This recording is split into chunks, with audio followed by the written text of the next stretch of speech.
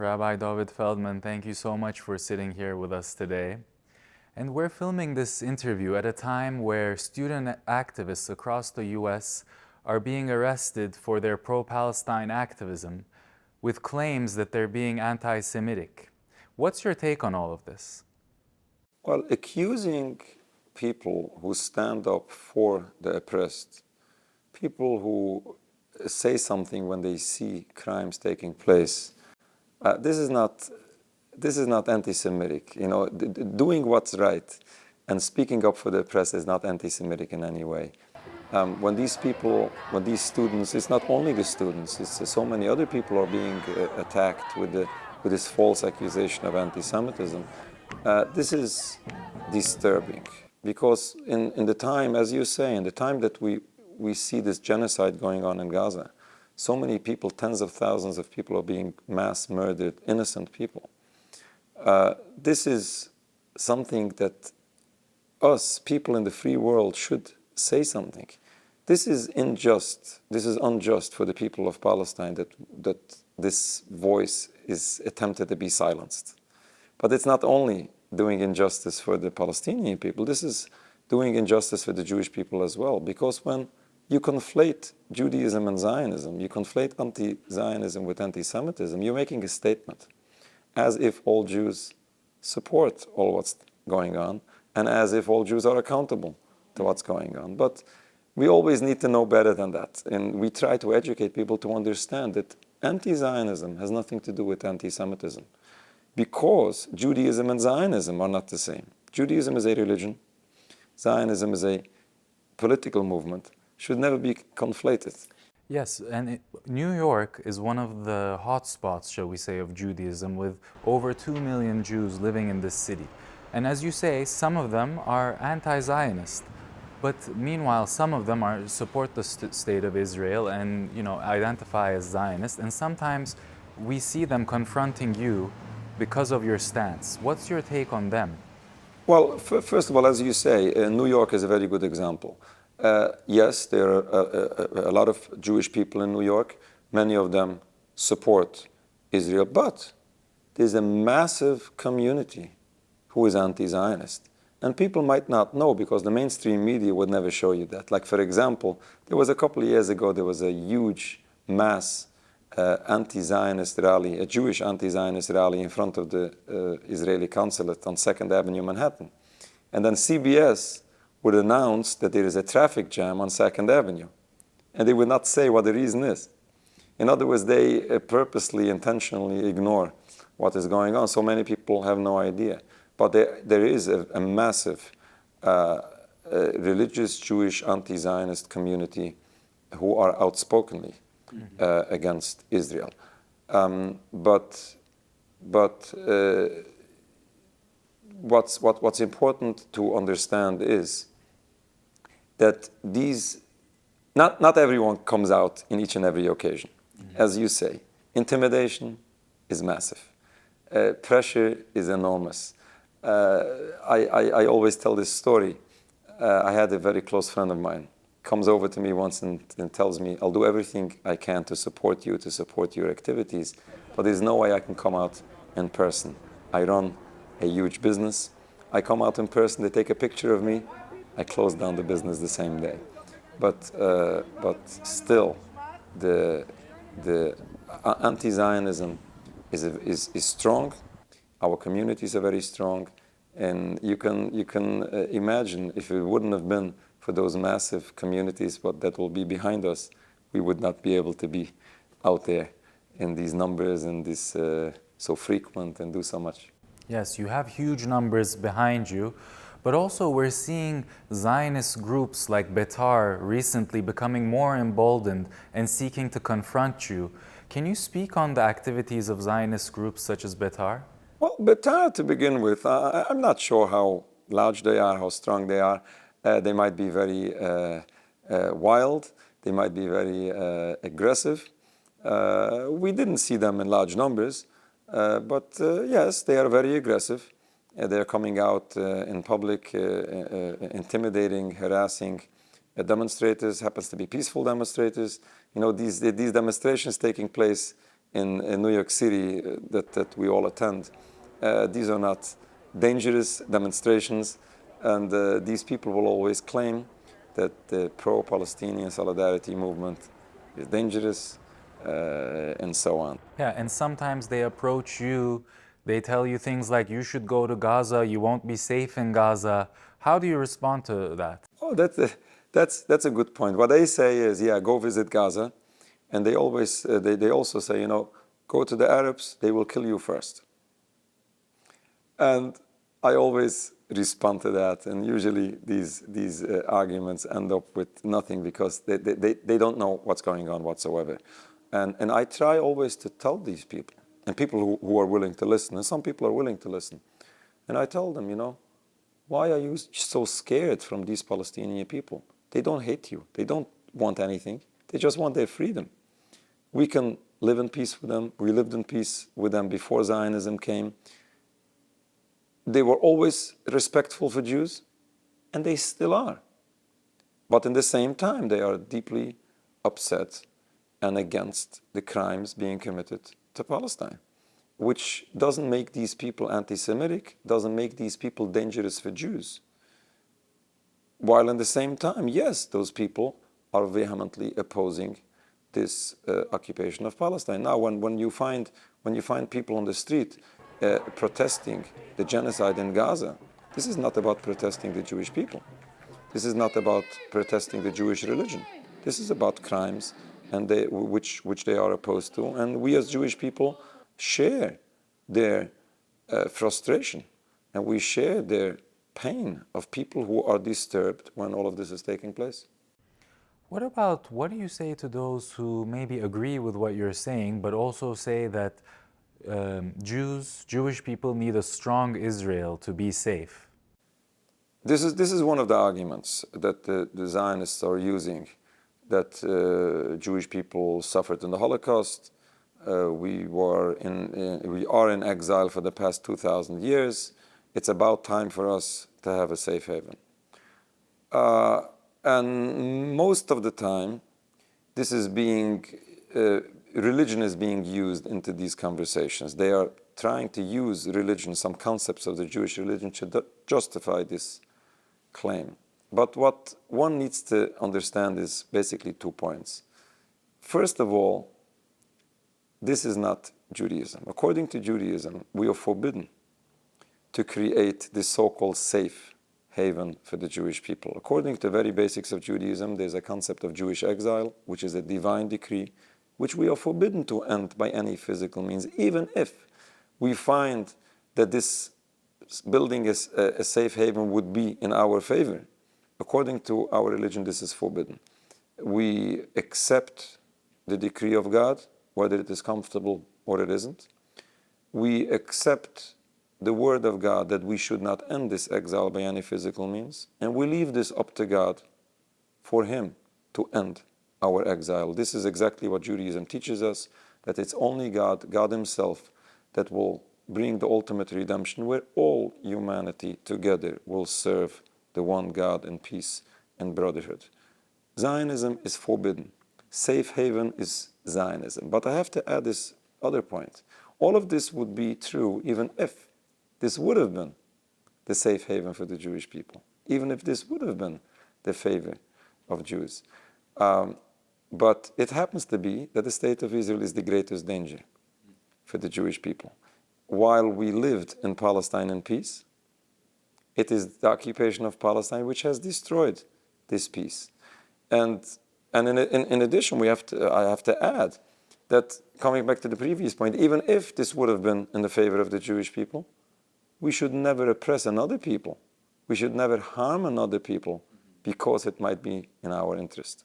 Certainly very interesting points you're making there, philosophically and religiously, very interesting arguments. But Zionists often use religious arguments to justify the existence of Israel. How do you respond to those claims? And also, Zionists equate Judaism together with Zionism. And what's your take on that? Zionists are conflating Judaism with Zionism because they need Judaism to support their movement of Zionism. But what happens here is something very ironic and very hypocritical. You have a movement of Zionism, which is officially a secular movement. It's not only secular because the founders of Zionism and the Zionists today are not only secular, they basically, many of them, hate Judaism. They hate God and his religion. For example, I have a friend of mine who grew up in Zionist education, grew up in Jerusalem. And he told me that what he was taught is that we, the Jewish people, have two enemies. Now guess who the two are and who the first is. The first is the religious Jew, and the second is the Arab. Now, both of this is wrong. The religious Jew is basically the Jew, but this is how they hate religion, the Jewish religion, and they hate religious Jews, and which just shows you how far away they are from Judaism. But that movement, the movement of Zionism, who is secular and who refuses to follow Judaism, they misuse this very same religion they refuse to follow, and they misuse it to justify crimes which are forbidden in this very same religion, because killing and stealing, oppressing an entire people, all of this is forbidden in Judaism. And as I said before, the whole concept, the idea of Zionism to build a sovereign homeland for Jews is in total contrast of Judaism. Now, seeing a secular movement misusing the religion doesn't make sense in the first place. But what my response to those people is, we can only explain and educate that while you are misusing the Jewish religion in each and every way is in total contrast to this movement of Zionism. And when we take a look at what's happening right now, overall in the Middle East with President Trump taking office, he ran as being a president for peace, and he promised that he can bring peace not only to the Middle East, but to Ukraine and many other regions. How is your take on how his administration, their policies have been so far, and do you have hope for peace? Now, I'm not a politician.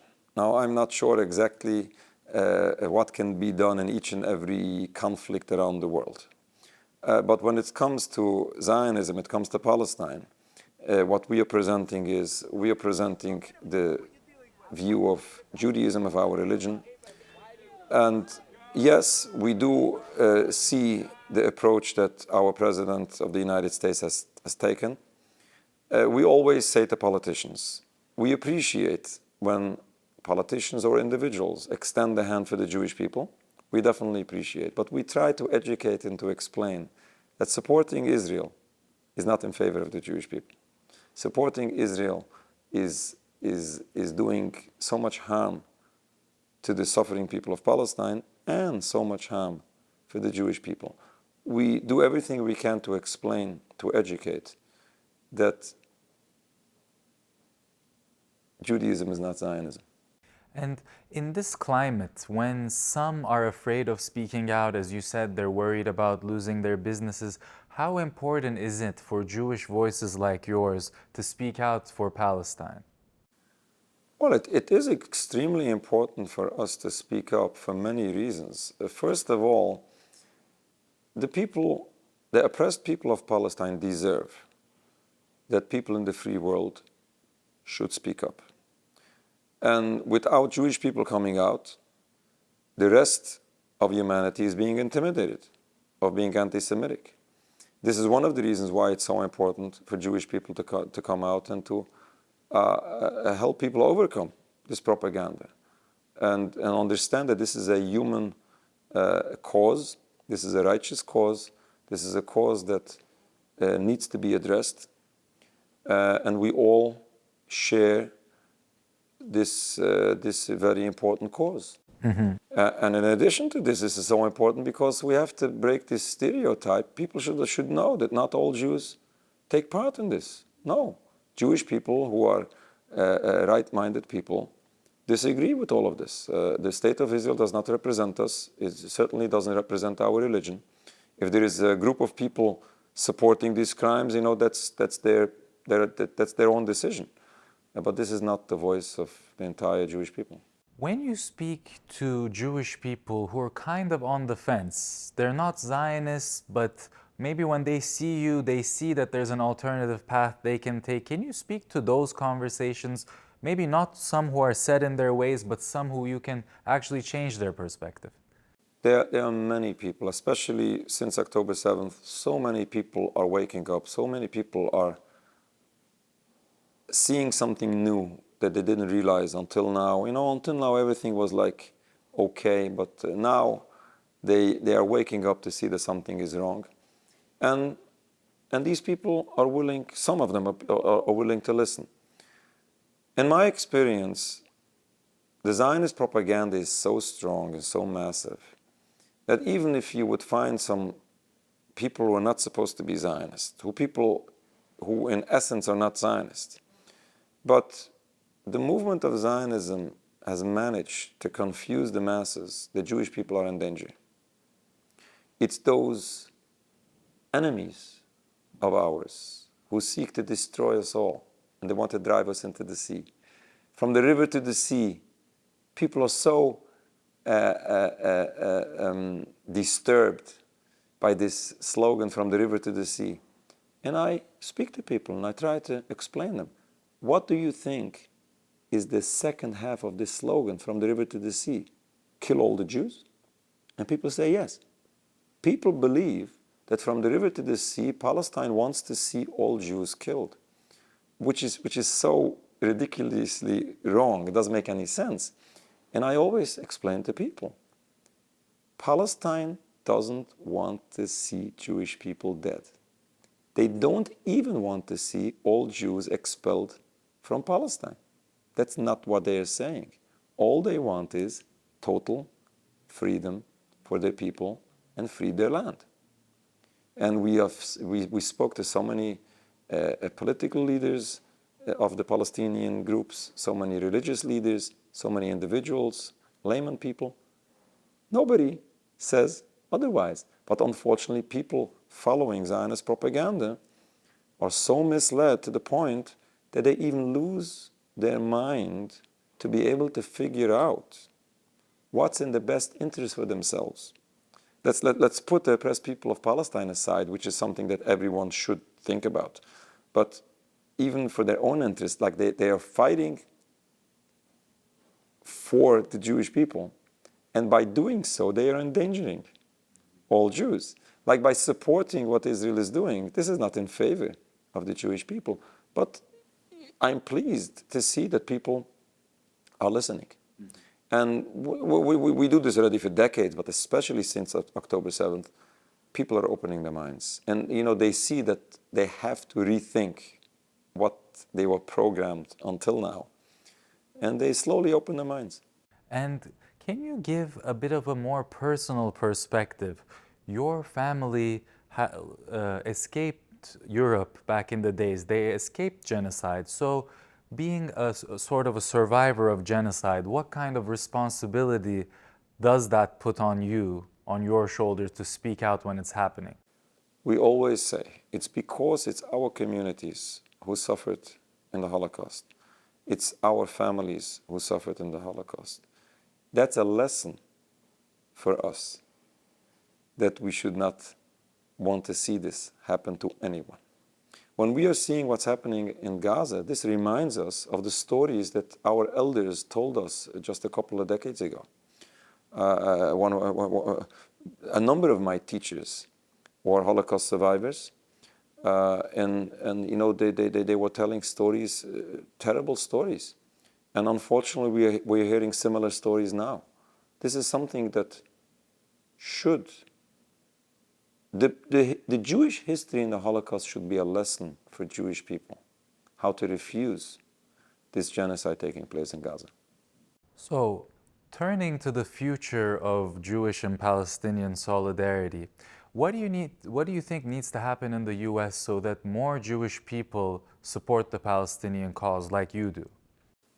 Basically, they need information. They need education.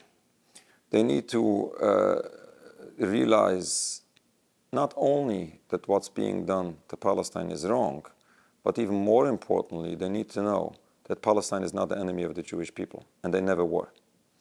there's a massive propaganda that is ingrained in their minds from their very young age.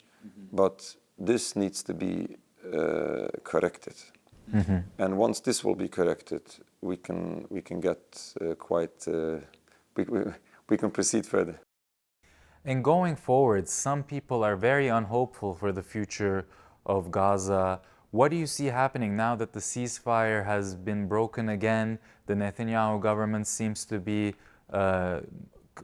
want to keep pushing to exterminate the Palestinian people from the land. What do you see happening?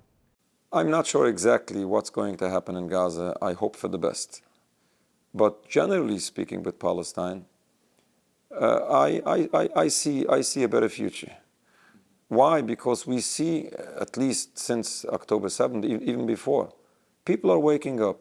The general public is changing their views. Public opinion is shifting. Maybe we have to give credit to Netanyahu for waking up the people. I always say it's so sad when we have to pay this terrible price for people to wake up. So many people, so many tens of thousands of people need to be murdered for people to finally wake up. But this is what's happening. But while they're waking up on one end, but also on the other end, here in the US, there's a lot of crackdown against pro-Palestine demonstrations. As we mentioned earlier, people are getting snatched up of the street. Do you have any worries for you, for your community, because you're standing up for Palestine? Could something happen to you? Well, it can happen. It can happen. But to be clear here, this is not showing that it's not being successful. On the other way around, we see this as success. If there is no response to the pro-Palestinian solidarity movement other than physically cracking them down, then this is an achievement. In other words, there is no other reasonable response. And how has this response been? Has there been threats against you, against your community? Well, we have threats from time to time. We have physical attacks from time to time. It's okay. It's okay. You know, we expect this to happen. We expect that the other side is strong and aggressive. But again, this is encouraging because this is all they can respond with. They have no logical or reasonable or proper religious argument to make here. So in the face of threats, you're actually saying that this means that your activism is working because now people are getting worried and they're taking backlash against you.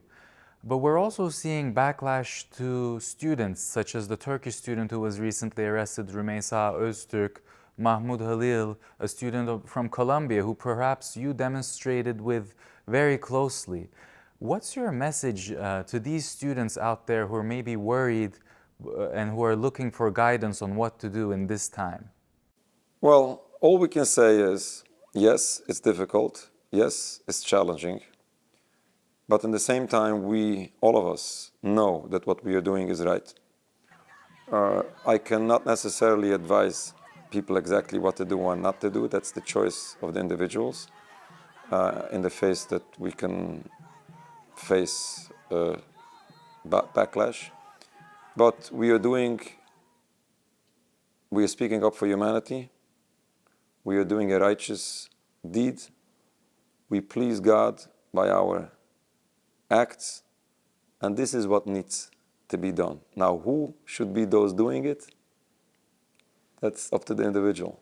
And can you talk a bit about your experiences when you went to Gaza or when you've been to other countries in the Middle East? How were you received by the people there? Perhaps you can explain it in a way for other Jewish people who've never been. What would their experience be if they went?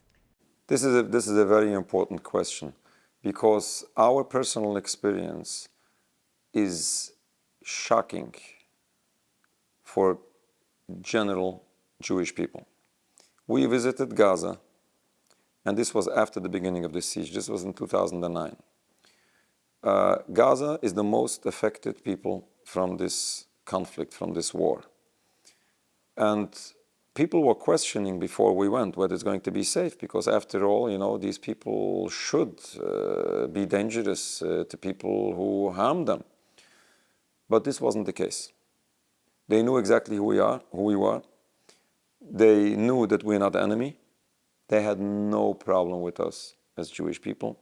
We met Ismail Haniyeh, who was the prime minister of Gaza at the time, and he said to us privately in a meeting and then publicly in a press conference, he said, we have nothing against the Jewish people, neither against the Jewish religion.